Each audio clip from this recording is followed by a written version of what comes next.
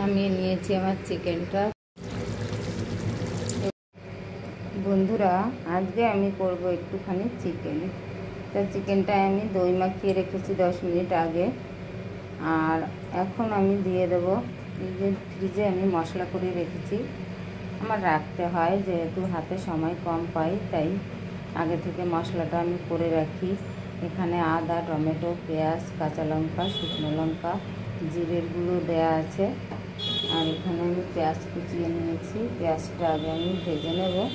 তার আগে দিয়ে দেব 3টে এলাচ।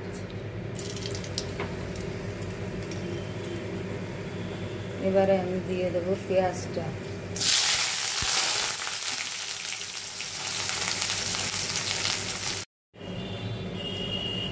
এবারে আমি মশলাটা দিয়ে দিয়েছি, যেহেতু অল্প চিকেন, তাই মশলাটা দিয়ে আমি মেখে নেব। 2 চামচের মতো দিয়েছি, বড় চামচের।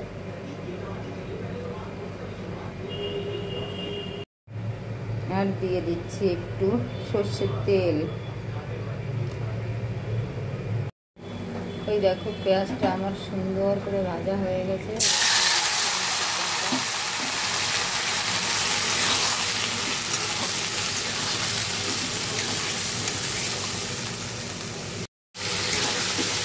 এখানে চিকেনটা আমার প্রায় কষা হয়ে গেছে, তেল ছেড়ে দিয়েছে।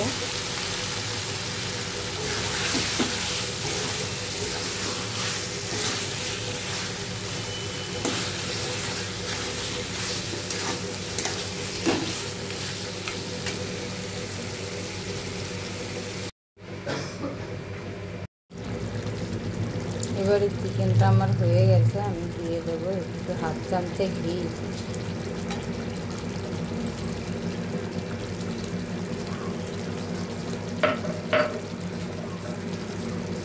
আর তার সাথে দিচ্ছি একটু গুঁড়ো গরম মশলা। নামিয়ে নিয়েছি আমার চিকেনটা। তা বন্ধুরা, আমার এই সহজভাবে রান্না করা চিকেনটা তোমাদের ভালো লাগলে লাইক, কমেন্ট, শেয়ার করে দিও। Good bye, tata.